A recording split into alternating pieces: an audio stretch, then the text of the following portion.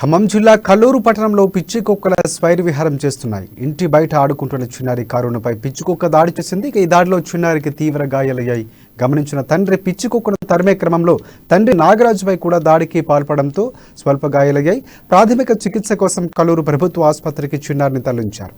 అక్కడ వైద్య సిబ్బంది అందుబాటులో లేకపోవడంతో చిన్నారి గాయాలతో తలడిల్లిపోయింది. కనీసం ఖమ్మం వెళ్లడానికి అంబులెన్స్ ఏర్పాటు చేయకుండా 2 గంటల నుంచి కాలయాపన చేయడంపై కల్లూరు వైద్య సిబ్బందిపై చిన్నారి తల్లిదండ్రులు స్థానికులు ఆగ్రహం వ్యక్తం చేస్తున్నారు. ఇక ఈ అంశానికి సంబంధించి మరింత సమాచారం అందించడానికి మా ప్రతినిధి గోవింద్ ఫోన్ లైన్ లో సిద్ధంగా ఉన్నారు. గోవింద్, చెప్పండి. Thank you Rajasekhar. ఇప్పుడు ఖమ్మం జిల్లాలో మాత్రం పిచ్చుకల దాడితో మాత్రం చిన్నారులు కన్నీరు మున్నెత్తిన పరిస్థితి కనిపిస్తుంది.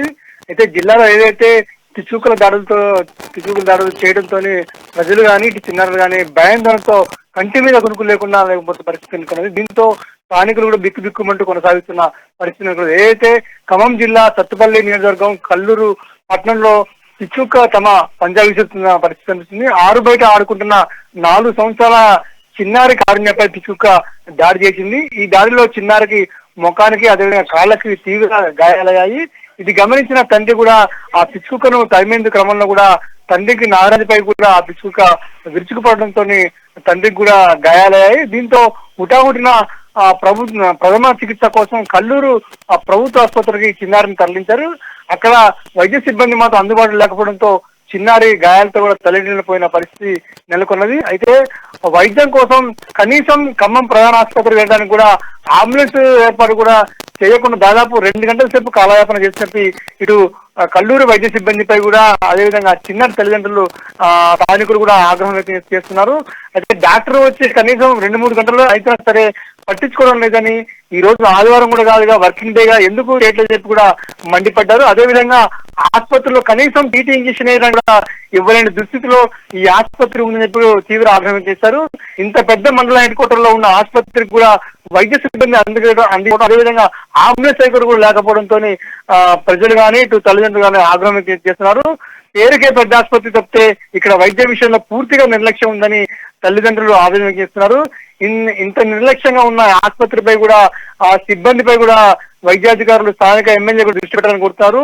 ఒకవైపు పాపకి కుక్కల దాడితో ఇబ్బంది పడుతుంటే మరోవైపు మాత్రం రాష్ట్రంలో ఆసుపత్రి విషయంలో మాత్రం ఎక్కడా సరైన చికిత్స అందటని చెప్పి కూడా ఇటు గ్రామస్తులు కూడా ఇటు స్థానికులు కూడా కోరుతున్న పరిస్థితి కనిపిస్తుంది. రాజశేఖర్, ప్రధానంగా చూసుకుంటే చిన్నారికి తీవ్రంగా ఒకవేళ గాయాలు అయ్యి ఉంటే లేకపోతే పరిస్థితి విషమంగా ఉన్నట్లు ఉంటే అదే సమయంలో అక్కడ వైద్య సిబ్బంది లేకపోవడం ఎలా చూడొచ్చు అంటారు? ఎందుకంటే 24 గంటలు అందుబాటులో ఉండవలసినటువంటి ప్రభుత్వ ఉద్యోగులు కానీ వైద్యులు కానీ అందుబాటులో లేకపోవడం ఎలా చూడొచ్చు అంటారు? ఎందుకంటే సంఘటన వేరే విధంగా జరుగుంటే పరిణామాలు కూడా వేరే విధంగా ఉండేవి.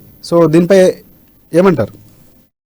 అవును రాజశేఖర్, గతంలో చూసినట్టయితే మనం చాలా సార్లు ఇట్లా వైరా కానీ ఇట్లా కొనిజాల కానీ కొన్ని జిల్లాలో కూడా ఇలాంటి సంఘటనలు జరిగినాయి. ఏదైతే జరిగిన సంఘటనలకి జరిగిన నేపథ్యంలో ఆసుపత్రికి వెళ్ళిన సమయంలో మాత్రం అక్కడ సిబ్బంది లేకపోవడంతో మాత్రం ప్రభుత్వ ఆసుపత్రికి వెళ్లాల్సిన పరిస్థితి ఉంది. కొంతమంది స్థానికులు మధ్యతరగతి మాత్రం పేద కుటుంబాలు మాత్రం డబ్బులు లేక ఎన్నో ఇబ్బందులు పడుతుంటే లేక ప్రభుత్వ ఆసుపత్రిని వెళ్తే మాత్రం అక్కడ వైద్యం సరిగా లేక చికిత్స అందగలేక మనోవేదన పరిస్థితి తెలుస్తుంది. అయితే రాష్ట్ర ప్రభుత్వం అది ఇప్పటికే పట్టించుకోవాలని చెప్పి ఏదైతే తెలంగాణ రాష్ట్ర ప్రభుత్వం వైద్యం నారాయణ అంటూ అన్ని వసతులు ఏర్పాటు చేస్తున్నప్పుడు కూడా ఇక్కడ ఆసుపత్రుల్లో మాత్రం ఎక్కడ సరైన సిబ్బంది కానీ వైద్యం కానీ అందట్లేదని చెప్పి కూడా పలువురు గగ్గోలు పెడుతున్న పరిస్థితి Rajasekhar. Thanks for updates Govind.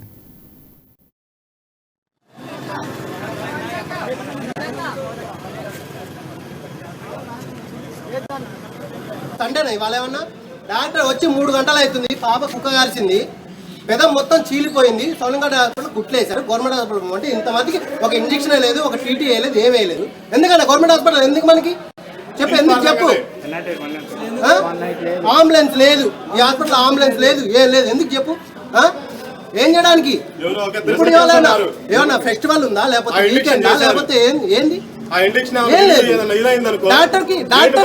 Doctor treatment హాస్పిటల్లో ఉండి చేయాలి. ఫోటోలు పంపితే ఫోటోలు చూసి ట్రీట్మెంట్ చేస్తారా డాక్టర్?